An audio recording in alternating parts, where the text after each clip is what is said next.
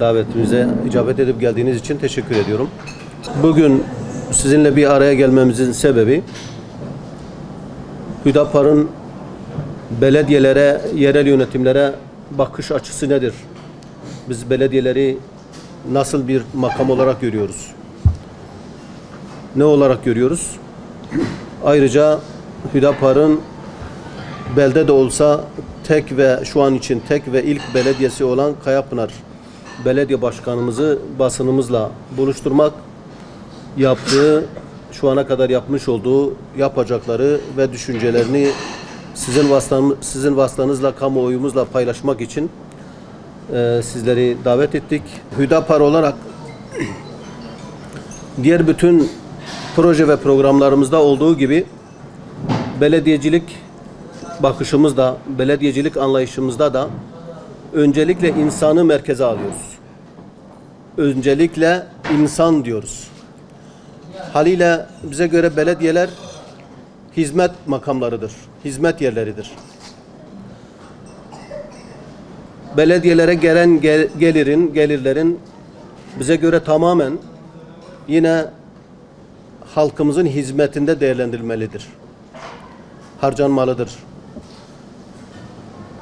Belediyeler Hüdapar'a geçerse Allah'ın izniyle halkımıza vaat ettiğimiz gibi insanımız orada adalet bulacak. Nasıl adalet?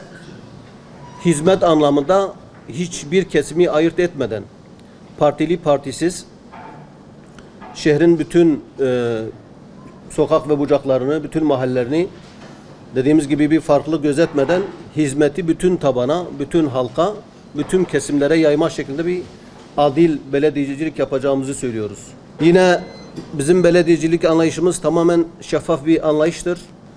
Belediyede yapılan hizmetler halkımızın gözü önünde olacağı gibi yapılan harcamalar da tamamen yine halkımızın nezaretinde, halkımızın görebileceği, vakıf olabileceği bir şekilde harcamalar yapılacak ve hizmete dönüştürülecektir. Gençliğimizi değerlerimizle buluşturacak ilmi ve bilimsel çalışmalar yapacağız. Bunu da nasıl yapacağız? İlgili kurumlarla birlikte bir eşgüdüm içerisinde, bir fikir teatisi içerisinde İnşallah Teala insanlarımıza dediğimiz gibi hem hizmet anlamında hem de değerleriyle buluşturma anlamında ilmi ve bilimsel çalışmalar da yapmaya gayret edeceğiz. İstişare meclisleri kurarak yönetime halkımızın bütün kesimlerini İnşallah Teala ortak edeceğiz. Şu ana kadar belediyecilik anlamında halkımıza vaat ettiğimiz hususların çoğunu başkanımız icra etmiş olmakta, icra etmeye çalışmakta. Bu anlamda bizim yüzümüzü elhamdülillah kara çıkarmamaktadır. İnşallah dediğim gibi Hüdapar Belediyesi'nde halkımız huzur bulacak. Halkımız modern şehircilikle tanışacak. Halkımız hizmetle tanışacak. Halkımız nezih mekanlar görecek. Dolayısıyla bunu yapabilmek için de halkın malını yememek lazım. Kesinlikle halkın malını yemeyeceğiz. Belediyenin gelirlerine yetim malı gözüyle bakarak tamamen yine halkımızın hizmetine değerlendireceğiz, sarf edeceğiz. Elbette Hüdapar'ın ilk belediye başkanı olmak benim için bir izzet ve bir şereftir.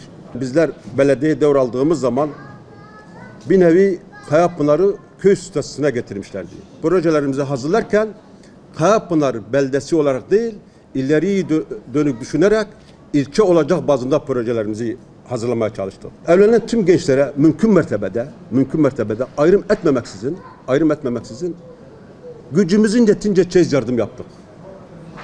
Ve bununla beraber her vefat edene özellikle bir öğün yemek yapmak. Özellikle beldemizde var olan en büyük sıkıntılardan bir tanesi pazar alanımız. Ve aynı zamanda böyle halkımızın dolaşıp da oturabileceği, gençlerimizin, ihtiyarlarımızın bir aile çay bahçesi gibi bir yerimiz yoktu. Beldenin orta elinde yaklaşık 2000 metrekare olan bir arsayı aldım O şekilde projemizi çizdik. Allah şükürler olsun.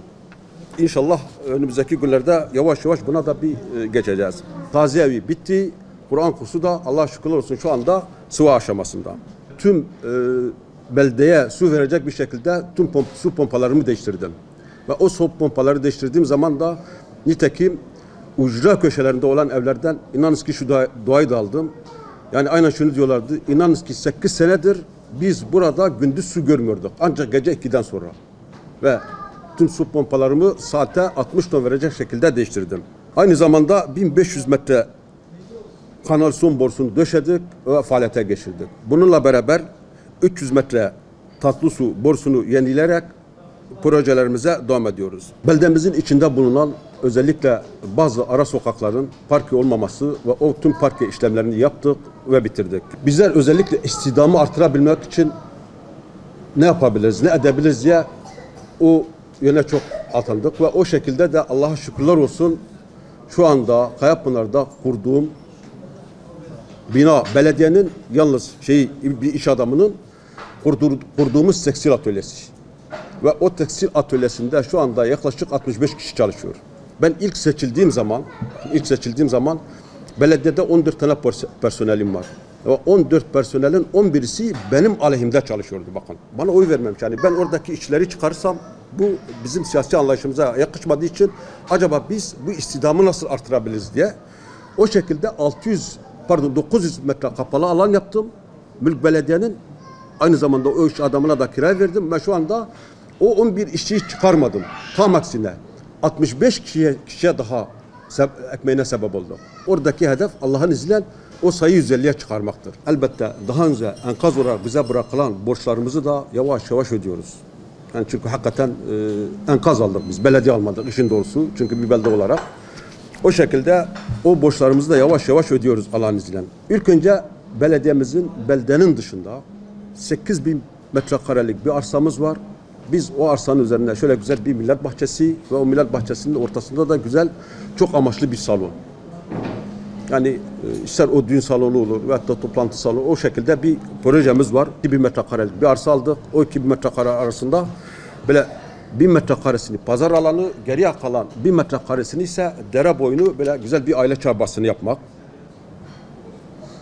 Özellikle değerli arkadaşlar Kayapınar gelişmekte ve şu anda gelişen yerlerinde birçoğunun yola ihtiyacı var, altyapıya ihtiyacı var. Şu anda tespit ettiğimiz 7 caddenin o caddeleri hem açmak, aynı zamanda onları hem altyapı hem üst yapı olarak projelerini hazırladık. Bunları da bakanlığa sunduk. Allah'ın izniyle bunların da takipçisi olacağız. İnşallah zaten bu çıkmak üzeredir de o haberi de aldık. O mesire alanda genişletmek. İstihdamı artırmak adına arkadaşlar gene de 2 tane projemiz var. Bunlarla ilgili iş adamlarıyla görüşüyoruz.